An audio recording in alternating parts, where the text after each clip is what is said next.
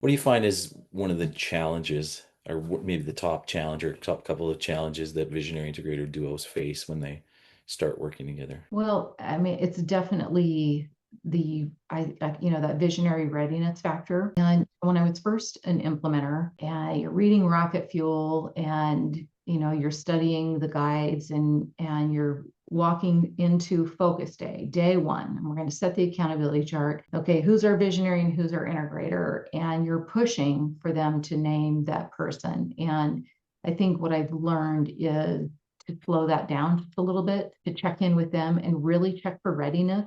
Rocket Fuel talks about the 4 readiness factors, and the first one is psychological readiness. And so I do like to have a conversation with them about, what does this really mean?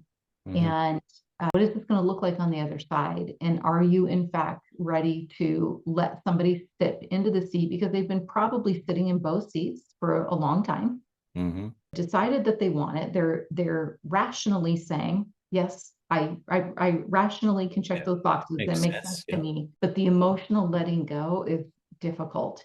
And so just really preparing them for step one, right? Are you psychologically ready?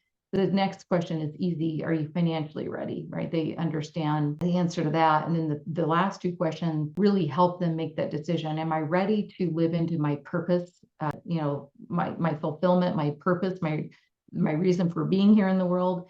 And do I want to take back control of my time? Right? Those are the 4 questions we want to ask. But that psychological readiness, I think, is really important to slow that down, have a good conversation around that, and prepare them for what that's going to look like, and help them navigate through that. So, for me, understanding how difficult that was when I was in that journey, and trying to figure out why I was feeling the way I was feeling, because I was having a hard time letting go to my ops seat. So even though I was in the integrate, it was kind of that same process of, well, wait a minute, I want to be involved in those decisions and discussions. So even though I was in a different seat, I still walked through that experience of letting go, of not being in the know and in the decision of some of the things that I wanted to. So I watched myself go on that emotional journey in Right. a different seat.